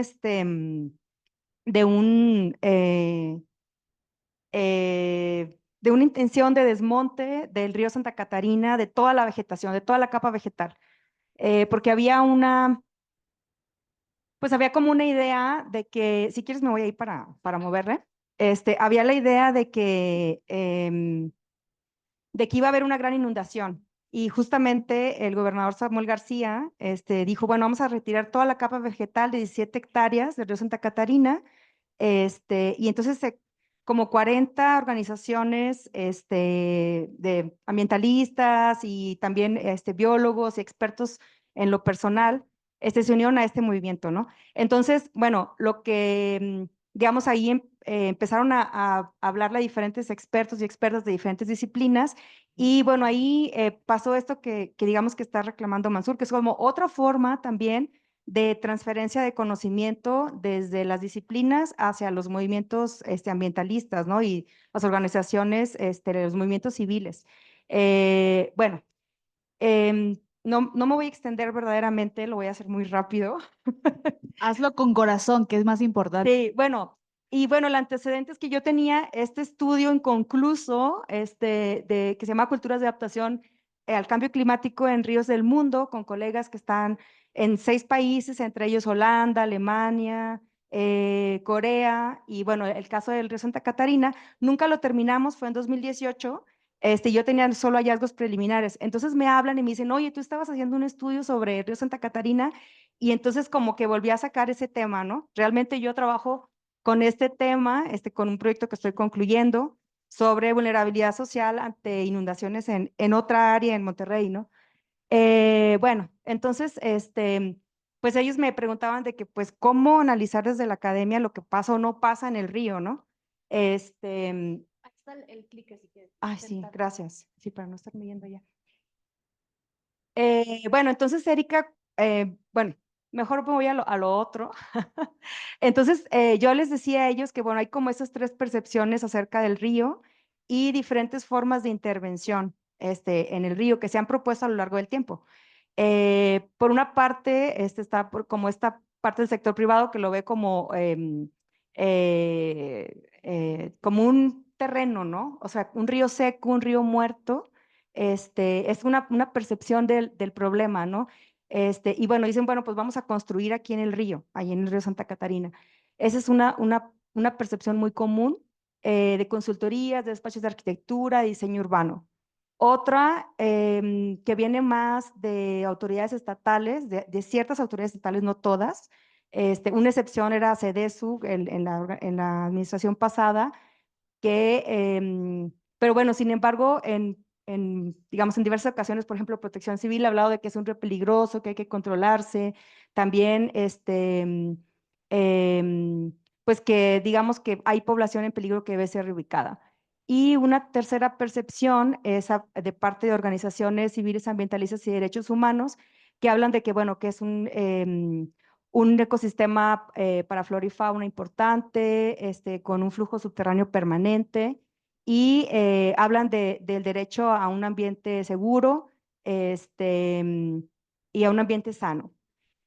Bueno, un poco cuando Erika me invitó, me decía, bueno, vamos a hablar como recolectar los artefactos que hemos estado viendo digamos, a lo largo de estos 3 días en el CAS, 2 días en el CAS.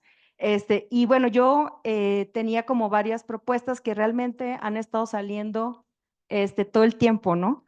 Yo analicé esta problemática del río Santa Catarina con este modelo de culturas de adaptación y líneas de conflicto, pero conectando un poco con lo que comentaba Mansur, hay este enfoque de Gabriela Merlinsky, que es una ecóloga política argentina, que habla de cómo los conflictos pueden ser productivos para llegar a soluciones, ¿no? Creativas, y cómo es importante el acompañamiento también académico para, digamos, para gestionar como a los diferentes intereses que están en juego, y cómo se puede acompañar de una manera muy importante para generar conocimientos y para generar nuevas perspectivas y nuevas soluciones a los problemas, ¿no?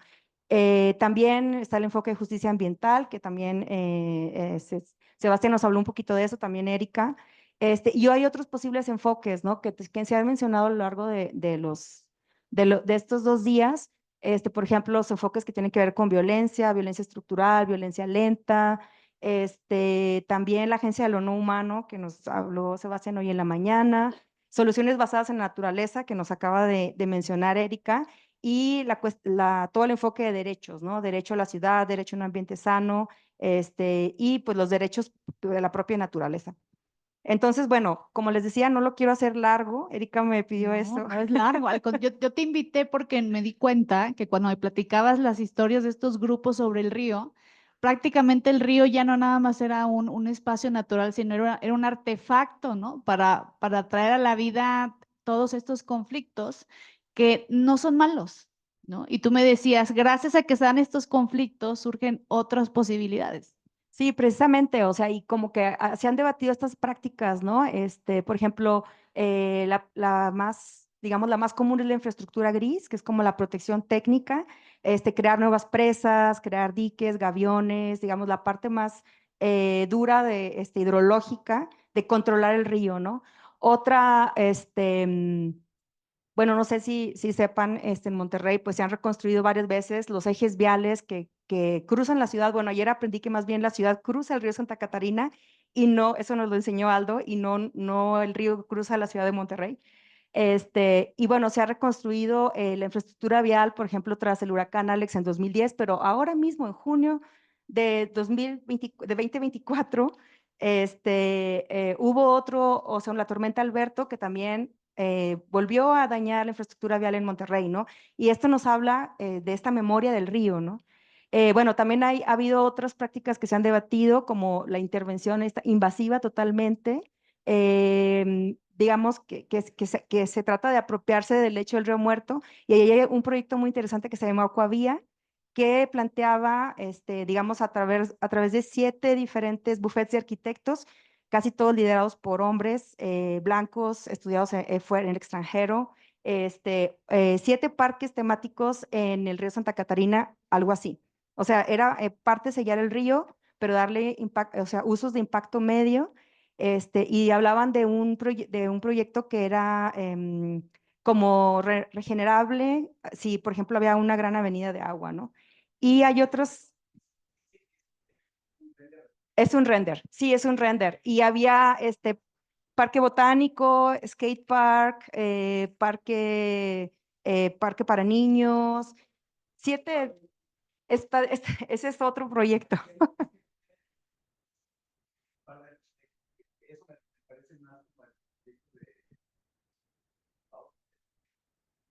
Creo que así se va a quedar de solo, ¿eh? O sea, igual lo hacen así y yo creo que no va a llegar. Sí, bueno, se llamó Aquavía y no tuvo, o sea, esto fue hace, esta fue en el 2018 que se planteó esto.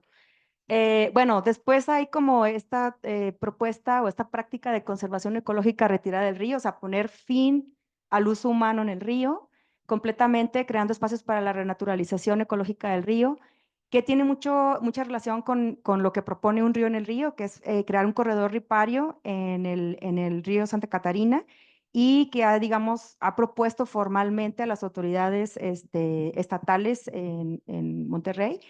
Y bueno, ahí está otra propuesta de integración ecotécnica, que es introducir usos de bajo impacto en el suelo, en el lecho del río, y crear espacio al mismo tiempo para el agua, digamos, con intervenciones de muy bajo impacto como ciclovías, senderos, digamos, usos que ya se le dan, de hecho, al río, ¿no? Y bueno, a partir del Alex, el río estaba completamente verde, empezó a regenerarse porque no hubo una intervención, porque hubo mucho debate, ¿no? Y mucho conflicto. Y bueno, yo me preguntaba un poco para conectar con nuestra discusión, pues, ¿dónde queda la belleza, ¿no? La belleza en estas intervenciones, aproximaciones? Y como les decía en la mañana, para mí belleza también es justicia, ¿no? También, ¿dónde queda la justicia en estas intervenciones, ¿no? Y bueno, aquí no voy a irme sobre todo esto, digamos, en 2018 hubo un gran conflicto. Samuel García era diputado federal, senador, perdón, sí, exacto. Y bueno, él propuso un referéndum que nunca se dio, porque al final lo cancelaron porque era anticonstitucional. Pero bueno, en este referéndum pedían que firmáramos para hacer el proyecto y como que decía esto, ¿no? Como que tú decides si quieres como este paisaje horrible o esto que parece bonito, digamos, para ciertas... Bonito, feo. Bonito, feo, o sea, bueno, para mí las dos cosas son feas, ¿no? Entonces, bueno, hubo movilización de grupos ecologistas contra ese megaproyecto a lo largo que recorría varios municipios de ahí de Monterrey, ¿no? Y bueno, hablaban de este proyecto como biodegradable, de bajo coste y reconstruible en caso de una catástrofe natural. Bueno, como les decía, al final se canceló por ser anticonstitucional, porque solo 2 municipios iban a decidir por 12 municipios que formaban parte del área metropolitana de Monterrey en ese momento, y por, digamos, la apelación al derecho a un entorno seguro en la Constitución mexicana. Bueno, y les comentaba de este enfoque de la productividad del conflicto, que me parece muy interesante. Para mí todavía está en una fase exploratoria en mi proyecto de investigación, porque estoy cambiando de proyecto. Y bueno. ¿Hay que pelear más o qué? Sí, bueno, la idea es pues acompañar más a este movimiento, ¿no? Y no solamente, no yo sola, ¿no? Sino también otras personas que están ahí en Monterrey, como Memo, como René, están todos invitados. Porque se han propuesto a partir de julio de 2023, a partir de esas medidas de desmonte, esta declaratoria de un área natural protegida, que es como la propuesta que está ahorita, del movimiento de Río en el Río, y eso, como les digo, son alrededor de 40 organizaciones pequeñas y grandes que están luchando para que haya un río en el río, ¿no? Y que no se cuestione una y otra vez, digamos, que eso sea un espacio para urbanizarse. Porque también, bueno, digamos, desde parte del movimiento, las voces lo que dicen es que, bueno, ¿por qué precisamente construir en el río? ¿Por qué no ven otros lugares donde hace falta espacio verde, ¿no? Y espacio público, digamos, accesible, abierto. Y bueno, ha habido otros proyectos súper interesantes, como este proyecto Río Ciudad de una consultoría que se llama Terra Habitus, que un poco trata como de emular lo que quiere un río en el río, pero es una iniciativa privada. Y el otro es, bueno, estos son las intervenciones que se han hecho para transporte motorizado sobre el río desde el 2020. Bueno, esto es un poco como la relatoría de todo lo que ha hecho este movimiento de Río en el Río. No lo voy a... Y este es este proyecto Río Ciudad que está propuesto por esta interesante organización que se llama Terra Habitus, que aparentemente pues son cosas como muy nobles, ¿no? Pero finalmente sí implica una intervención constructiva en el río, al menos en la parte más central de la ciudad, y que le da cabida a los intereses inmobiliarios. Y bueno, este también fue como lo último, o sea, lo último antes todavía de la tormenta Alberto, que propuso Samuel García ya como gobernador, que se llama el proyecto Río Vivo, y que era un proyecto para mantener el río vivo con agua reciclada, pero también incluía el desagüe de aguas residuales industriales en el río. Sí. ¿Verdad? Como, Sí. bueno, bueno, es muy rápido todo esto. Pero bueno, finalmente, ay, bueno, ya me fui más atrás. Les quería hablar de este tercer enfoque, ¿no? Aparte de este de productividad del conflicto, de prácticas de adaptación o culturas de adaptación, que hay este enfoque que también me parecía muy interesante compartir con las personas activistas, que es el enfoque de la justicia ambiental y que tiene que ver más con cuestiones éticas, ¿no? Digamos que garantizar el derecho a lugares saludables para vivir, trabajar y divertirse a todas las personas que habitan la ciudad y también el derecho a una parte justa de los beneficios de la naturaleza, como alimentos y agua, pero también la responsabilidad del cuidado, ¿no? Del planeta para los demás y para generaciones futuras, que incluye también el respeto a los derechos de las mujeres, digamos, como un prerequisito para lograr la justicia ambiental. Y bueno, nada más para cerrar. Perdón. Ah, sí. ¿Qué pasó? Ah, sin que no haya nadie. Hola. ¿Pero está alguien? ¿Hay alguien? Ay, qué pena. Está mi mamá y yo creo. Sí, es Mi esa. mamá y tus Es esa. hermanas. Ay, qué pena. A ver, déjame Bueno, ver. qué pena. Finalmente nada más decirles que hay estas Mamá, ¿estás ahí? 3 dimensiones de justicia ambiental, que es la justicia distributiva de daños y los bienes, justicia de procedimiento y justicia como reconocimiento. La justicia de procedimiento se refiere a la forma en que se toman las decisiones, quién tiene influencia, quién no tiene influencia y cómo también existen estos mecanismos de poder de los que les hablaba antes. Y finalmente la justicia como reconocimiento, ¿no? En términos de a quién se respeta, a quién se valora, a quién no se valora. Y bueno, pues eso sería como lo que quería compartirles. A lo largo de estos 2 días he estado como rescatando estos artefactos que me decía Erika y si quieren podemos hablar un poco más de eso. Siéntate. Y la idea es que también ustedes nos compartan Bueno, lo primero que ustedes han... primero quiero saludar a mi mamá porque dice, estamos tu mamá y yo, es mi papá. O sea, Un no saludo mis y gracias. papás. Pues la razón por la cual yo invité a Libertad a compartirnos esto, aunque fue un poco rápido, pero tiene una capacidad tan increíble de navegar el conflicto, Libertad, que cuando hablamos, allá estábamos en Monterrey, ella se fue y yo dije, wow, de repente Libertad me regaló como el río, como un artefacto, ¿no? O sea, me dijo, mira, también este sistema natural está lleno de personas que crean significado, que creen, que comparten posturas, cosmovisiones. Y yo me quedé con ese, haz de cuenta que lo agarré ese río y lo puse en mi pared y dije, este es un artefacto de significado muy importante para trabajar el conflicto, ¿no? Porque pareciera que cuando hablamos de naturaleza, creo que no hemos podido en este seminario llegar al punto que decimos que somos parte de la naturaleza. Seguimos como que sacándola y viéndola, pero de repente ese es el lugar donde habitamos y nos peleamos y nos conflictuamos.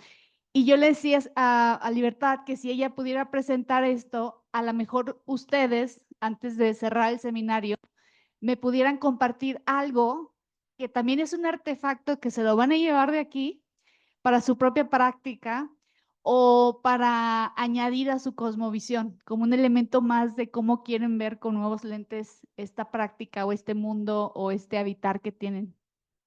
Entonces yo me llevo el río como un lugar de creación de significados. Alguien se lleva un artefacto que nos quiera compartir, que también nos pudiera servir.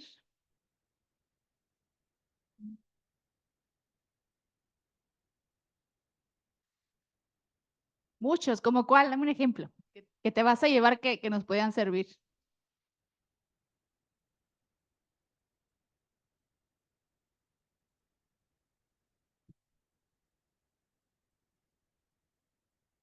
Manglares que tenía muchas lagunas y ahorita pues de 35 quedan 4, ¿no? Y eso ha hecho que ahora haga más calor también y que se hayan perdido pues muchos paisajes bonitos, ¿no? Entonces ahorita igual se está trabajando en que se pueda volver a recuperar algo. Nosotros tenemos un proyecto trabajando con niños de secundaria y concretamente secundaria que está al lado de la laguna, ¿no? Para decirle, oye, y el taller es la importancia de la laguna, ¿no? Para que empiecen a querer su laguna, la volteen a ver y pues se involucren, ¿no? Con todos los servicios ecosistémicos que les da la laguna. Entonces, yo me llevo ese y pues el que platicaba también Juan Carlos, que bueno, la verdad tuvimos la oportunidad de que compartiera con nosotros mucho de lo que él sabe, pues La Mancha, ¿no? Que también es otro lugar muy bonito con varios ecosistemas y se está perdiendo. Y se está perdiendo también porque quieren construir estas casas, porque hay, bueno, las minas que dañan mucho el medio ambiente. Y bueno, ahí ya está muerto gente, ¿no? Por recuperarlo. Entonces, para mí esos serían como 2 artefactos importantes. Ujú. Listo. Bueno, yo me llevo el artefacto, que no sé si es un artefacto, ustedes me van a decir, de el tejido. Creo que en la mañana lo traje a la conversación con la foto y luego después, de hecho, vi que la actividad se llamaba hilos de no sé qué, no me acuerdo. Y luego después, ahora con tu presentación veíamos el tejido y justamente con esto y que aborda de la justicia y de la violencia, o sea, creo que una respuesta para cómo llevar afuera, que comentaba también el doctor, cómo lo llevamos afuera, ¿no? Aquí ya todos estamos con la mente iluminada, pero cómo lo llevamos afuera, pues creo que haciéndonos consciente de qué papel jugamos en este tejido y en este entramado y entonces cómo voy a direccionar desde mi práctica, o sea, sé que no puedo cambiar el mundo, pero desde lo que yo hago y desde mi nodo en el tejido, cómo puedo ir transformando los sistemas de pensamiento, de producción, de entendimiento y de también conciencia y amor propio y desarrollo humano, que creo que es muy importante. Ya.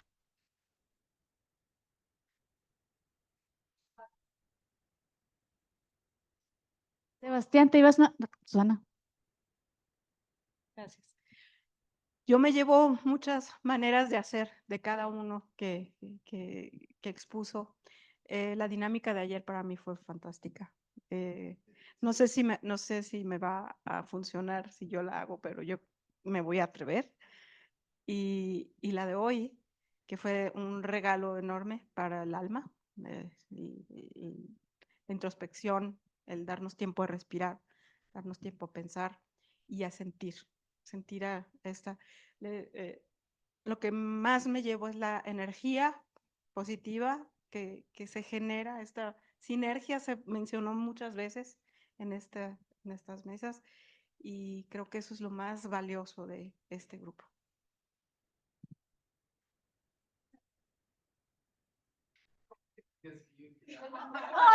Yo te vi cara como de que te llevas un artefacto de México. ¿Quieres? Dale libre.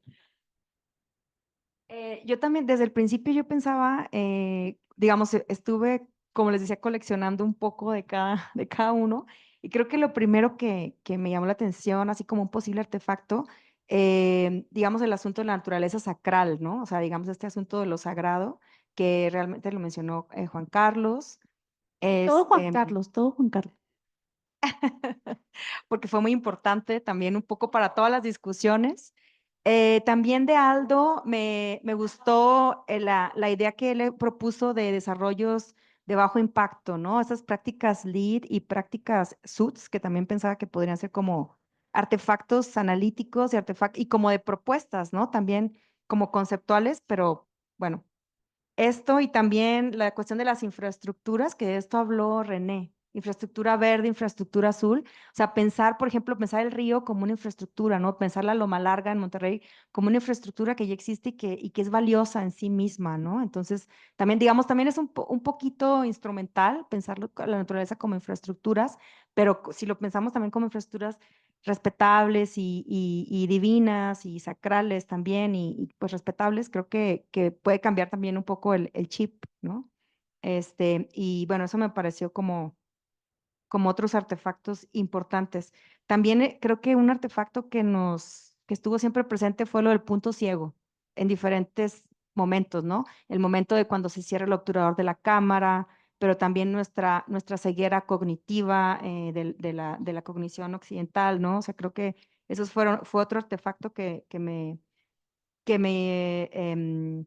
o sea, que me pareció que podríamos resaltar esta mirada hacia adentro, ¿no? Donde también es como un punto ciego.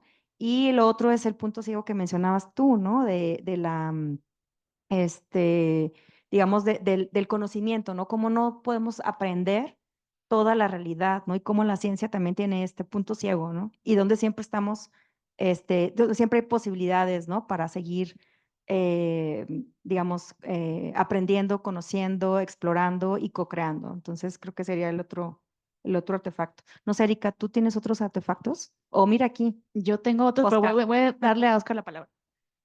Solamente vemos otra cuestión que hablaba aquí.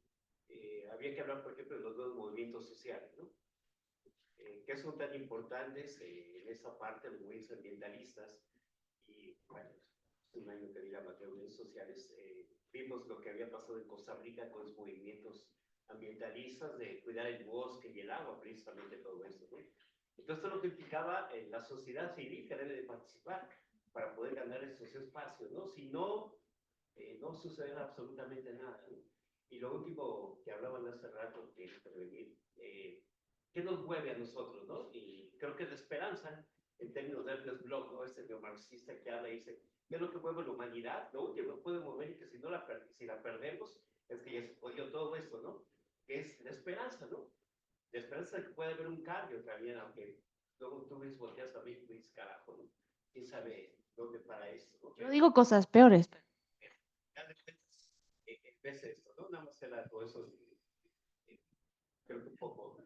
No, muchas gracias, Oscar. Sí, fíjate que de hecho me los traje, los artefactos, Libertad. No venía preparada, pero, y Dios sabe Pero que no aquí es mi están. culpa. Ah, Pero ahorita que me preguntas eso, la traje una cajita del cerveza mago. del norte.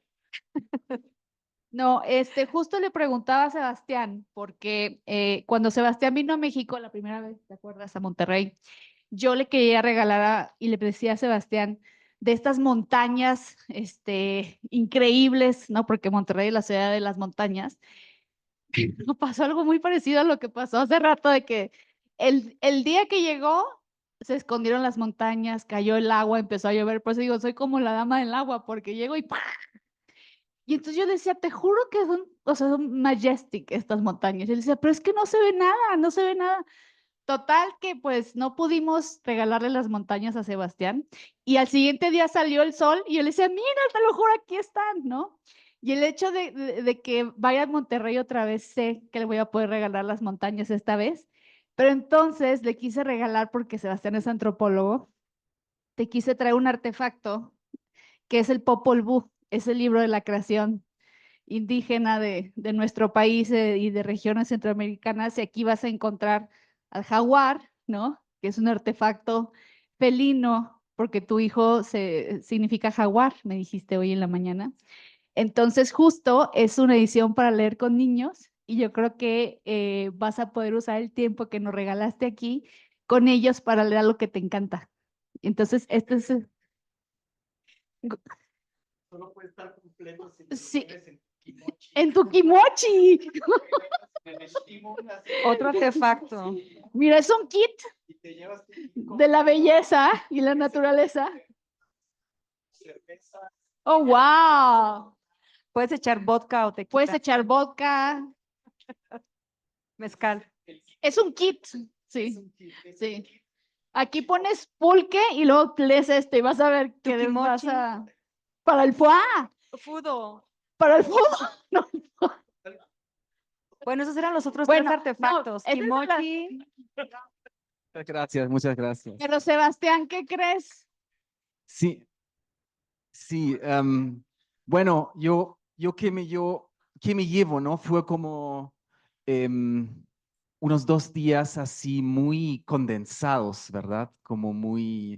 Y es casi como si hay que también, como hay que hacer un esfuerzo, ¿verdad? Como de estar atento a tantas exposiciones, pero también uno que se da dando cuenta es en realidad de la urgencia del asunto, ¿no?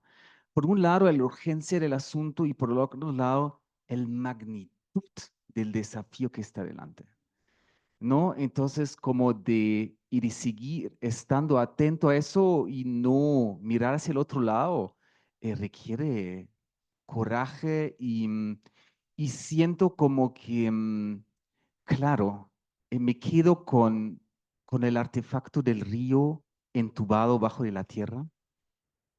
No, es fuerte. Es muy fuerte, como y tú también mencionaste, casi se ha acabado con los ecosistemas en esa ciudad. Entonces, es como, y al mismo tiempo me quedo con esa imagen de Aldo de Esperanza, de un río que se libera, ¿verdad? Que se libera y que tome de vuelta, y lo vemos como algo catastrófico. Oh, no, destruyó las casas, pero es como en la naturaleza decir, oye, eso compete a mí. Y al final del día, lo que va a venir con el cambio climático no afecta a la naturaleza, afecta a nosotros como humanos, de cómo convivimos con ella. Entonces, es que la Tierra va a reclamar su espacio y va a ser duro sobre todo para el humano, ¿no? Entonces, es como y al mismo tiempo, cómo mantengamos, porque nos podemos ahora volver así depresivos y decir, no, aquí no hay nadie que tome decisiones, etcétera, etcétera, pero yo siento que también es lindo traer la belleza y traer también el estar juntos y acompañarse en esto y compartir el amor y el cariño que uno tiene por el cambio. Entonces, es como, y para mí es esto que ocurrió hoy acá, es una semilla de algo, ¿no? Entonces, la pregunta es cómo lo vamos regando y y cómo esto puede ser también algo que genera movimiento. Porque yo no creo que no tenemos ningún impacto. Yo creo que cada uno de nosotros tenía muchos redes y tejidos, solamente no lo estamos visibilizando acá. Es que cuántos, es más bien también, ahí estamos con el lugar interno otra vez, cuántos de mis conexiones que tengo estoy visualizando y hago y los conecto a ese tejido que está creando, ¿no?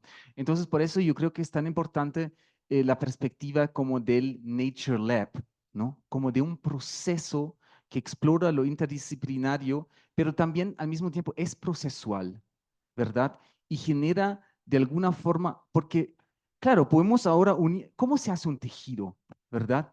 Un tejido es algo que cuesta muchas horas tejiendo y no se hace, y después tiene una fuerza y logra transportar cosas, pero un tejido no se hace como que nosotros ahora que estamos haciendo como unimos algunos hilitos y después se va y no queda ningún tejido. Entonces la pregunta es, si quiere generar cambio, hay que generar tejido. Entonces, con eso me quedo también, con el tiempo elegido y agradezco profundamente la invitación y el cariño y todo y el honor de estar aquí contribuyendo con ustedes.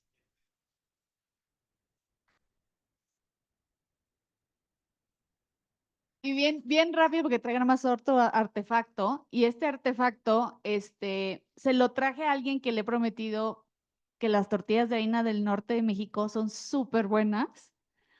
Lo cuidé con mi vida porque quería, así como Sebastián quería que vieran las montañas, yo quería que Mansur comiera tortillas de verdad, como son árabes. Y se llenaron de honguitos, gordo. Mira. Entonces,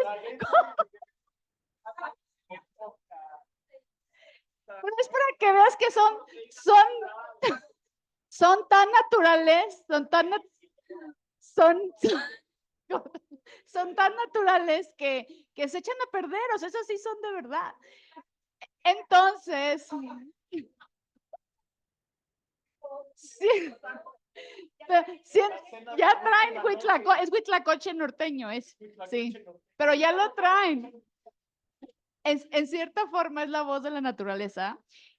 Y eso significa que vas a tener que ir a Monterrey por ellas. Entonces, también, igual que Sebastián, van a tener que regresar allá a tierras norteñas, porque algo se está gestando ahí que los quiere tener ahí.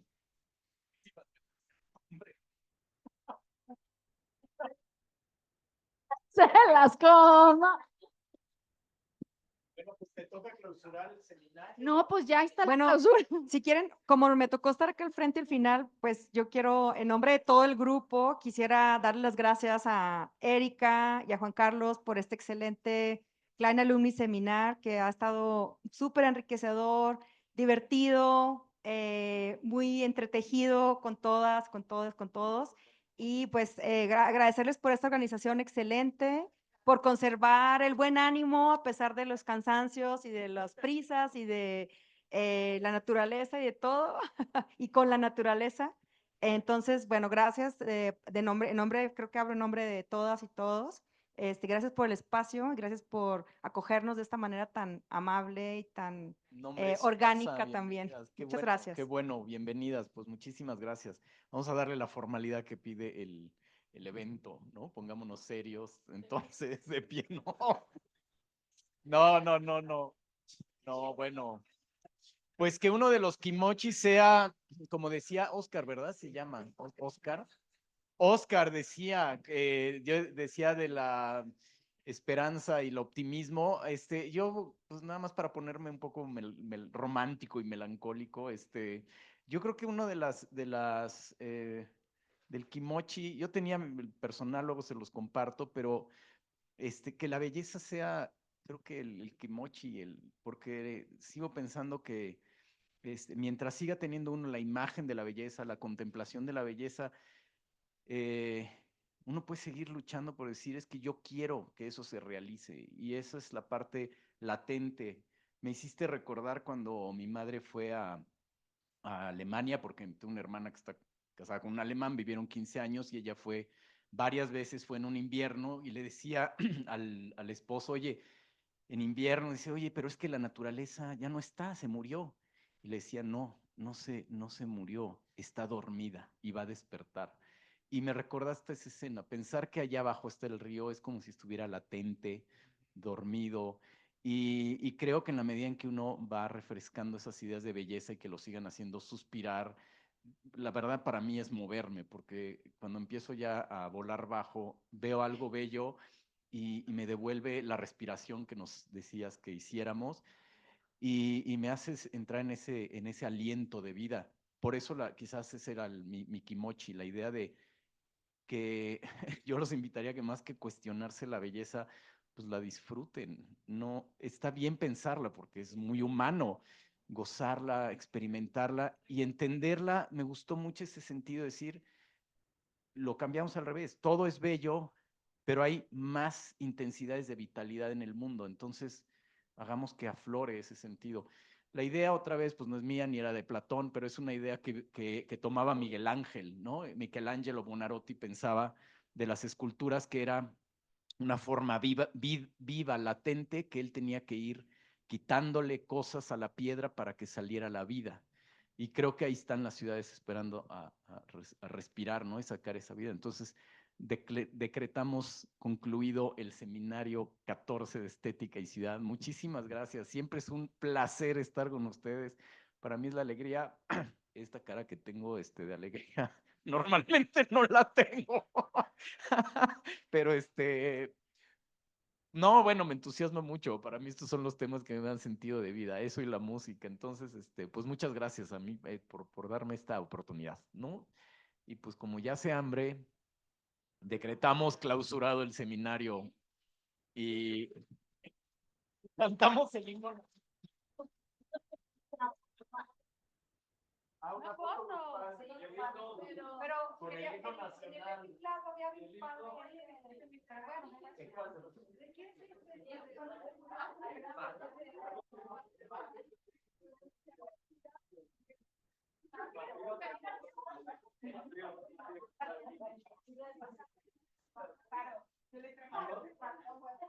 A los del Zoom les agradecemos. A los del Zoom les agradecemos. Muchas gracias a todos los que nos escucharon.